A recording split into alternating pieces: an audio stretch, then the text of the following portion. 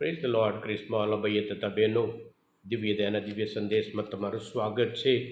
April 2 તારીખ. આ સંદેશ સાંભળે તમારા સૌ માટે પ્રાર્થના કરું છું.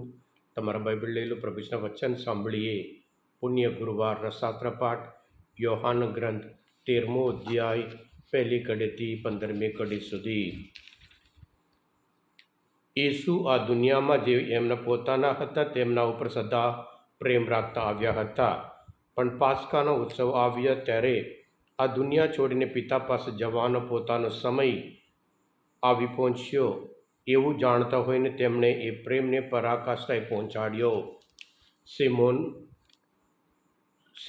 સિમોન ઇસ્કરિયોતના પુત્ર યહૂદાના અંતરમાં ઈસુએ પકડી દેવાનું સુસાડ્યું ચૂક્યો હતો. વળી ઈસુ બરાબર જાણતા હતા પિતાએ બધું એમના હાથમાં સોંપી દીધું છે અને હું પિતા પાસેથી આવેલો છું અને ઈશ્વર પાસે પાછો જાઉં છું. એટલે તેમને ભોજન ચાલુ હતું ત્યાં જ બારણા પરથી ઉઠીને જબ્બો ઉતારી એક અંગૂચો ઓઢી લીધો અને ત્યાર પછી તેમણે એક કુંડામાં પાણી કાઢી શિષ્યોના પગ ધોઈને ઓઢાડેલા અંગૂચો વડે લૂછવા માંડ્યા. તેઓ સિમોન પિતર પાસે આવ્યા ત્યારે તે બોલી ઉઠ્યો, પ્રભુ, આપ મારા પગ ધુઓ છો? ઈસુએ કહ્યું, હું શું કરું છું એ અત્યારે તું સમજતા નથી, પણ પાછળથી તને સમજાવશે.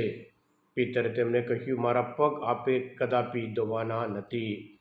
ઈસુએ તેને કહ્યું, મારે જો ધોવાના ના હોય તો તારે ને મારે કંઈ સંબંધ નથી. સિમોન પિતરે તેમને કહ્યું, તો પ્રભુ, એકલા પગ જ નહીં પણ પગ અને માથું પણ ધોજો. ઈસુએ કહ્યું, જેણે સ્નાન કર્યું છે તેણે બધું ધોવાની જરૂર નથી, તે અંગે અંગે શુદ્ધ છે. તમે પણ શુદ્ધ છો, જો કે બધા નહીં. તેમને ખબર હતી કે કોણ દગો દેવાનો છે, એટલે તેમણે કહ્યું હતું, તમે બધા શુદ્ધ જ નથી. બધાના પગ ધોયા પછી પોતાનો જબ્બો ઉતાર્યા પછી તેઓ ફરી બારણા ઉપર બેસીને બોલ્યા, સમજ પડે છે મેં તમને શું કર્યું. તમે મને ગુરુદેવ અને પ્રભુ કહો છો, તે યોગ્ય છે, કારણ હું છું જ.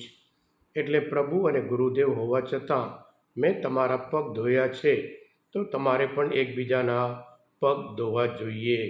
મેં તમને દાખલો બેસાડ્યો છે, જેમ મેં કર્યું તમારે પણ કરવું. આ પ્રભુની વાણી છે, તે આપણો આધાર છે.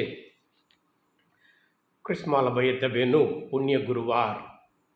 આજના શાસ્ત્ર પાઠ આ પગ ધોતા માત્ર યોહાનના ગ્રંથમાં આપણને જોવા મળે છે. બીજું તો પ્રભુ ઈસુ જે સ્મારક તરીકે કરતા રહેવાનું એ માથી, માર્ક અને લૂકના ગ્રંથમાં પણ આપણને જોવા મળે છે. ક્રિસ્માલ ભાઈ તબેનો આજના દિવસ 4 ઇમ્પોર્ટન્ટ અગત્ય બાબતો પર ધ્યાન દોરે છે.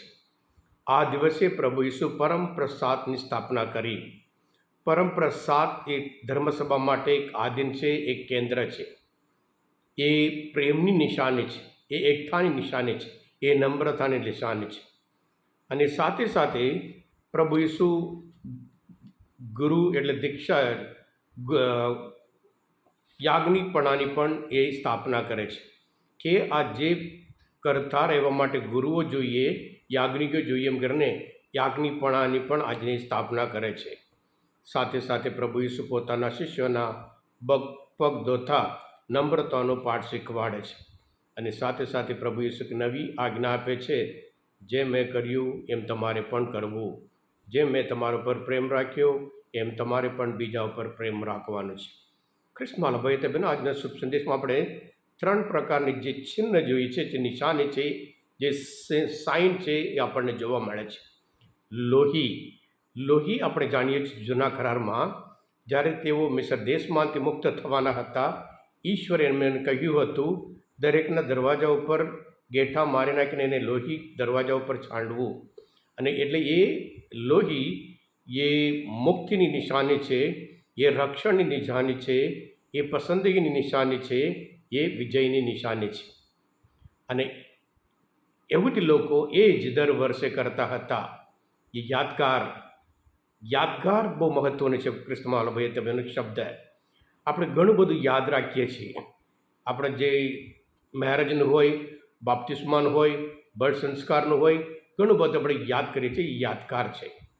અને સાથે સાથે રોટલો રોટલો જેવી રીતે આદિ ધર્મસભામાં પ્રસિદ્ધના ચરિત્રમાં બીજા અધ્યાયમાં 42 કલમમાં એ આદિ ધર્મસભાના લોકો અને પ્રસિદ્ધો કેવી રીતે જીવતા હતા એક જ લીટીમાં બહુ અદ્ભુત રીતે રજૂઆત કરે છે.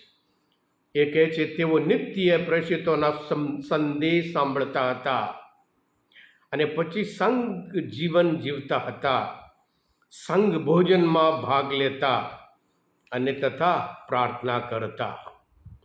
પ્રસિદ્ધો ઘણા ચમત્કારો અને પરચો કરી બતાવતા હતા. હા કૃષ્ણવાલ ભાઈ તબેનું, અને એવી રીતે પાણી શુદ્ધ થવા માટે એક જરૂરિયાત વસ્તુ છે. એટલે આ બનાવ, આ ઘટના આપણને એ બતાવે છે પ્રભુ પોતે એક ચેલેન્જ જે મેં કર્યું એ તમારે પણ નમ્રતાનો પાઠ શીખવાડે છે. હું ગુરુ હોવા છતાં મેં આમ કર્યું હોય, તમારે પણ એકબીજાના પગ ધોવા જોઈએ. સાથે સાથે પરંપરા 7 આપણને એ એકતાનું સ્થાન છે. એ સાથે સાથે આપણે જાણીએ છીએ એ બધાને એ સમાનતાનું છે. આપણે બધા સમાન છે. જે પ્રભુ પર વિશ્વાસ રાખે છે એ બધા સમાન. જ્યારે એ સમાનતા નથી, એવું જે કોરિન્થના ધર્મસભા એ લોકો માત્ર એક સોશિયલ ઇવેન્ટ જેવું રાખતા હતા, ત્યારે પૌલ કહે છે આ યોગ્ય નથી. જ્યારે આપણે યાદ કરતા રહીએ, આ સ્મારક તરીકે કરતા રહીએ, એ આપણે જૂનું યાદ કરીએ છીએ જૂના કરારમાં, અને પછી પ્રભુ જે કાર્ય કરતા હતા, સાથે સાથે આ પ્રભુ ભોજન આપણે એ પણ યાદ કરાવે છે કે પ્રભુ ઈસુ પાછા આવવાના છે. હા કૃષ્ણ ભાઈ બહેનો, આજના આ શાસ્ત્રપાઠ મનોરંજન શાસ્ત્રપાઠ સમજવા માટે પ્રભુશ્રીને ઓળખવામાં મદદરૂપ થયા હોય, તમે પોતે દિવ્ય દયા અને દિવ્ય સંદેશ સબસ્ક્રાઈબ કરજો અને બીજા માટે પણ ફોરવર્ડ કરજો, કારણ તમે બધા આશીર્વાદિત છો, અભિષિક્ત છો. પ્રભુ ઈસુ તમારામાં વિશ્વાસ રાખું છું. બોલો દિવ્ય દયાનો જય. God bless you all. Jesus I trust in you.